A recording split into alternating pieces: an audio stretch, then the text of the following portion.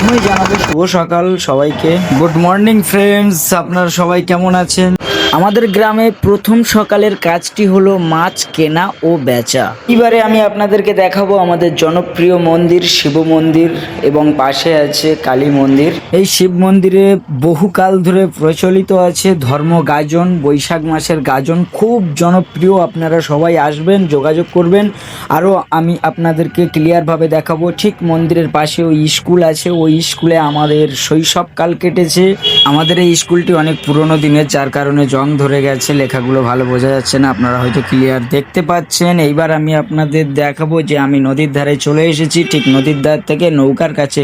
নৌকায় প্যাসেঞ্জার না হলে কিন্তু ছাড়বে না, তো নৌকায় একে একে প্যাসেঞ্জার ভরে যাচ্ছে। এইবার আমাদের নৌকা মাঝি নৌকাটা ঠেলে দেওয়ার ইঙ্গিত করলেন, নৌকাটা ছেড়েও দিলেন।